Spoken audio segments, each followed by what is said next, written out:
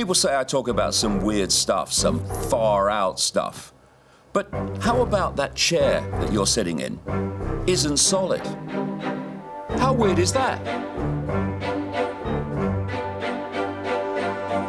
This reality is nothing like we think it is. When I saw what Icke is doing, I was a bit jealous on him. Wow, look at what this guy's doing. I don't know if anybody else could do it but him, actually. We are in a period now where speaking your truth is not just important, it's utterly crucial to where humanity goes from here. The world needs renegades, and it needs them now. People can scream all they like, as they have over the years, that what I've been saying about the agenda for the world is not true, just a conspiracy theory. But what they can't deny, although they desperately try to, is that actually it's happening. And the march of free speech deletion is moving apace, and it's taking ever more diverse expressions.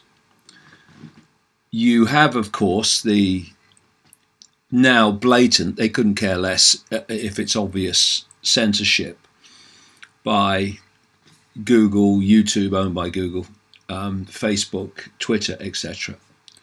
And those companies are dominated by people who, shall we say, have affection for Israel. You're seeing more and more efforts to suppress any kind of alternative view or information to the perceived norm. So you're having this now next stage, one of them, there are many, whereby information that's challenging the pharmaceutical cartel's version of vaccines and vaccinations being increasingly suppressed, marginalized, and so on by these internet censors. And another expression of it is the revoking of visas to stop people speaking in other countries. It's happened to me in Australia. And, you know, once we reach the point where you're not allowed to speak in a country because what you're saying goes against the government's version of everything, then that is not a free country. That is not a democracy. That is a tyranny. And this is increasing. And so we've had this, and again, Israel and apologists for Israel and agents for Israel are absolutely at the cutting edge of this visa censorship. So the reason that I was banned from Australia is that I was considered a danger or a possible danger to the Jewish community in Australia, which is 0.4% of the population. And those complaining and trying to get me banned were a tiny fraction of the 0.4%. So, you know, a few people don't dictate events. That's ridiculous, except that it's happening. And so we have this situation now with this story here of a Palestinian activist, Rasmea Odeh, who was banned from speaking at a public meeting marking International Women's Day in Berlin after German officials revoked her visa. The event was titled Palestinian Women in the Liberation Struggle, and the Israeli government claimed credit for the visa being revoked, as the Jewish sources in Australia, these tiny few that claim to represent all Jewish people in Australia, but absolutely don't. This is the strategy. You set up an organization, you call it something, you claim to represent the views and interests of the Jewish community, even though you don't. What you're representing are the views and interests of the Israeli government. This is how it works. And any Jewish person who challenges what you're saying or what you're doing, they too become anti-Semitic. This is the nonsense. And so we have this tiny, tiny country of 8 million people on a sliver of land in the Middle East that is increasingly, or a tiny number of them within that country, are increasingly dictating worldwide what people can and cannot hear. But of course, what's happened is the anti-Semitic industry, what I call the protection racket for Israel's government and controlling force, has set up now increasingly more and more in more and more of an extreme way, this anti-Semitism defense to anyone questioning or exposing its actions. I mean, to anyone with half a brain cell on active duty, it's so blatantly obvious. And of course, given that criteria for intelligence, the mainstream media have not picked it up because those that own the media don't want them to pick it up. So here we have a Palestinian activist going to Germany to speak at an event for Palestinian women in the liberation struggle. And the German government, which claims to be the head of a free country, which is such a joke, it's unbelievable. I'm completely banned from Germany. You just simply cannot get a venue that will take the booking, or if they do, to keep the booking going until the event actually takes place. Once people, or once the censors, the protection racket, here's where you're speaking, well, they then put enormous pressure on the venue and make them make threats. And when they say, no, we believe in freedom of speech, they say, okay, you're anti-Semitic then, and we will have a boycott of your hotel or your venue. This is what's happening. It's tyranny. And it's getting worse as the squeeze goes on. So here's the story. According to the newspaper Haaretz, a daily newspaper in Israel, Strategic Affairs Minister Gilad Erdan issued a statement saying the German decision came after pressure applied by him and a slew of Jewish organizations in Germany, all answering to the same master and operating therefore in unison, as well as protests by the Israeli ambassador in Germany. Now let me tell you about Gilad Erdan and the Strategic Affairs Ministry. This was set up by the Israeli government to coordinate a global network of organizations in country after country. The number in America is extraordinary. To target any critic of Israel as anti-Semitic. And they have targeted mercilessly American campuses and put under surveillance, and I'm not kidding, students who challenge Israel and Israel's treatment of the Palestinians and any supporters of the boycott of Israel, which has been gaining ground around the world. And so let's look at this. You are the Israeli government and Mossad, one of the most evil organizations on earth, by the way, and you are the Israeli military.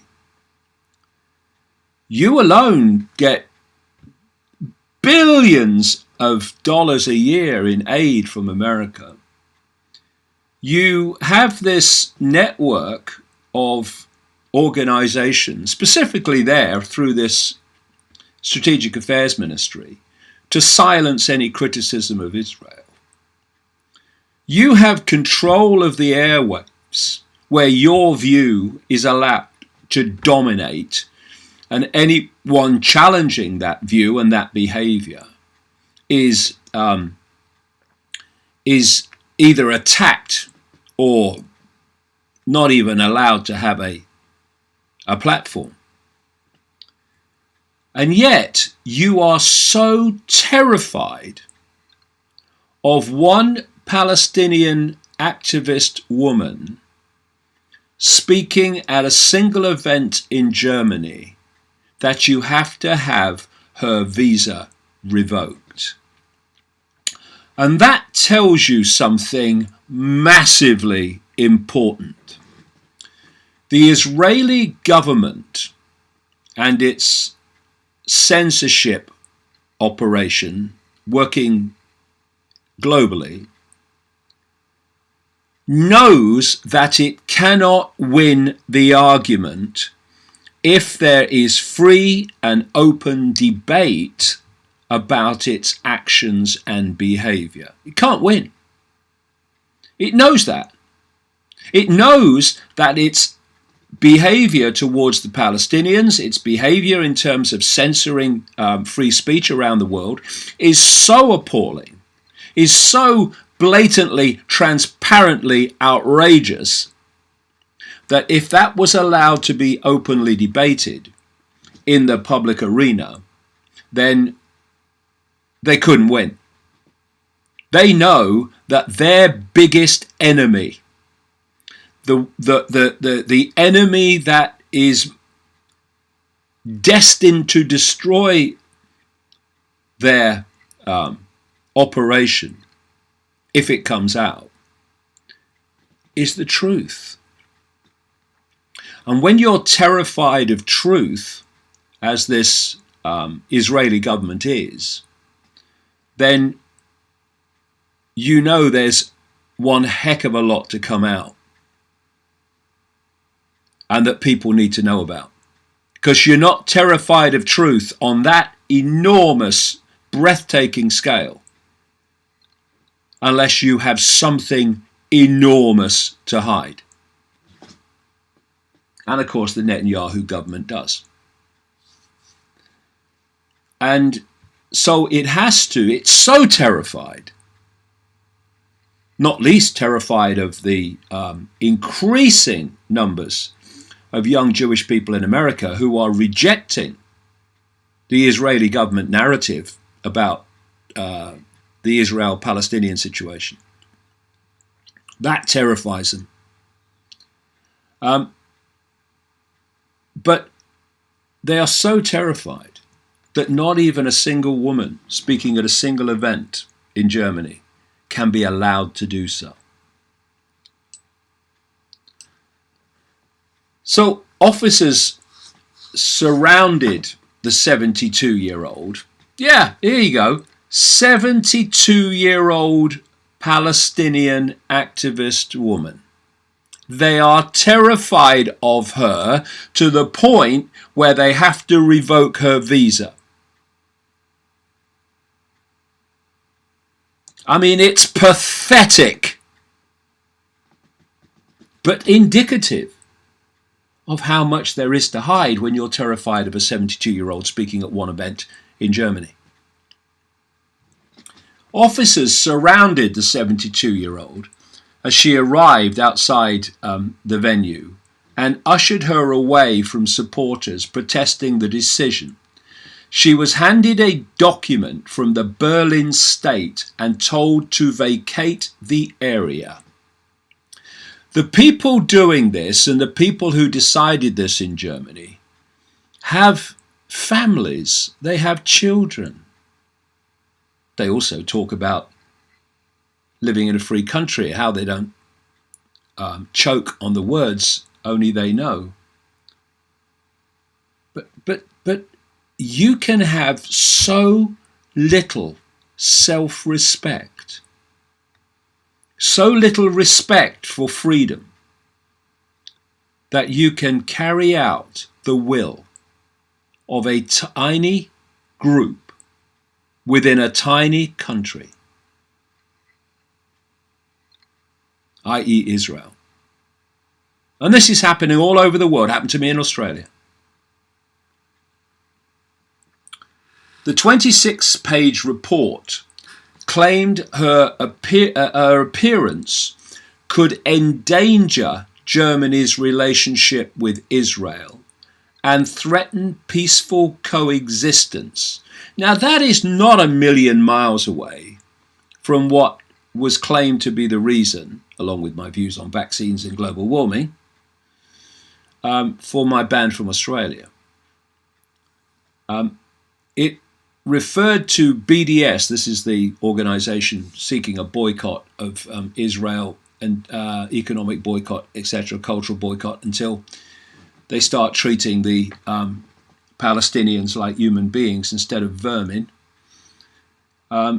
It also referred to BDS Berlin, the event host, as an anti-Semitic coalition. So this is how the inversion works. You treat Palestinians as a subgroup that is basically not human in the way that you are human. And then you accuse anyone that challenges that racism as being racist. This is how it works. This is how the protection racket works. And, you know, some people are intimidated by it. I understand why. I laugh in its face because it's pathetic. Oda was scheduled to speak alongside Palestinian poet Dareen Tator, who was imprisoned in Israel last year for posting a poem on social media when Berlin city officials forced the Dersim Cultural Community Center to cancel the talk. Oda decided to speak outside the venue to an audience of over 100, but police cornered her on arrival, following her until she boarded a bus out of the area. Oh, what brave men. Oh, I bet your kids are so proud of you. So this is what you are dealing with. In 1969, this very brave lady has been on the case for obviously decades. In 1969, Ode was arrested, raped, and tortured by Israeli soldiers, this report from the Electric Intifada says. 25 days later, she signed a confession for alleged involvement in 2 bomb attacks in Jerusalem, one of which killed 2 civilians. She was released from Israeli prison a decade later in a prisoner exchange. Oda testified about the torture at a United Nations Special Committee and has been outspoken proponent of Palestinian rights ever since. In 2017, she was deported from the United States to Jordan following a conviction for immigration fraud. The charges stem from her failure to disclose her 1969 conviction by an Israeli court based on the confession that followed her torture. From the time of her indictment in 2013 through her trial, Ode, who had been a long-time community organizer in Chicago, became a focus of solidarity. Despite the evidence, media outlets continue to refer to her as a terrorist, often failing to mention the torture conditions under which her confession was made, or the Sunday Times investigation in 1977, which brought her story to light. The smear campaign against her began as soon as she arrived in the German capital. One newspaper published a total of 4 articles where it accused her of spreading hatred towards Jews. That's exactly what happened to me with the media in the Murdoch-owned media in Australia. There is a pattern here because there is a a blueprint for it, which they keep following.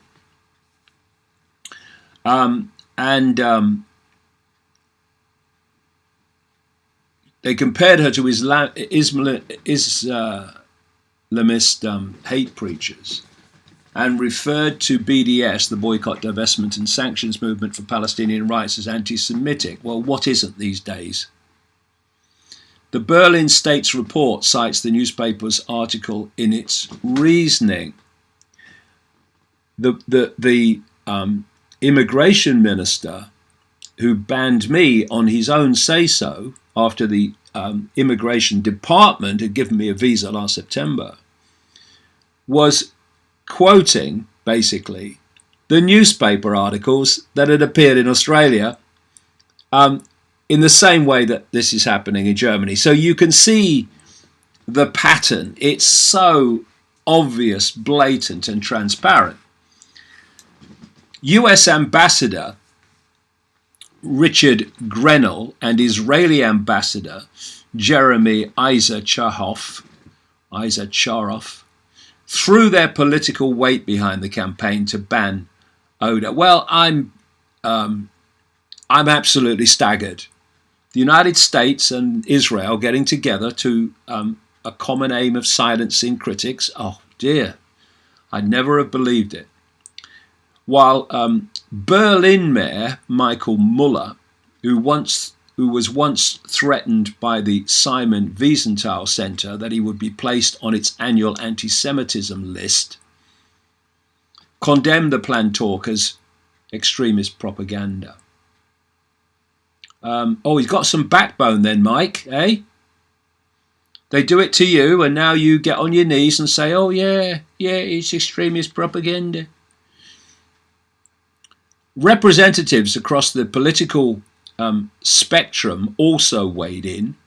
The Green Party's Volker Beck, a long-time supporter of Israel, was among the pro-Israel protesters outside the community centre on Friday, whilst the centre-right deputy leader in the Berlin Senate, Cornelia Siebold,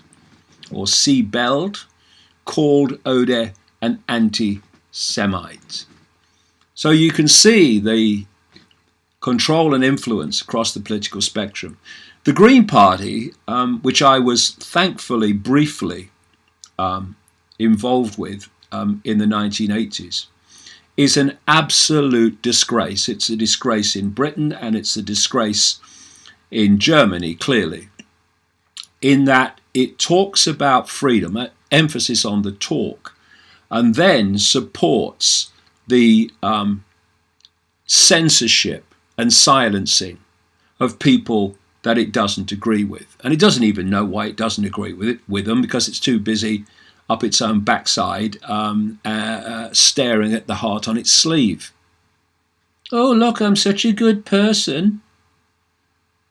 Mirror, please, quick. Berlin's interior minister and centre-left official, Andreas Giesel, conflagrated criticism of Israel with anti-Semitism, or conflated, in his remarks to the media. The incident marks another moment in the growing hostility towards supporters of Palestinian rights in Germany. 3 activists were recently taken to court for disrupting an Israeli political representative at a 2016 pink-washing event. Now, I actually don't agree with breaking up meetings, wherever you're coming from. And I don't agree with trying to stop anyone having a platform to speak. I am, I'm quaint like this. I believe that everyone should have the right to their view, even when I don't agree with it. My challenge is when some people are allowed their view and others are not. That's when I get interested.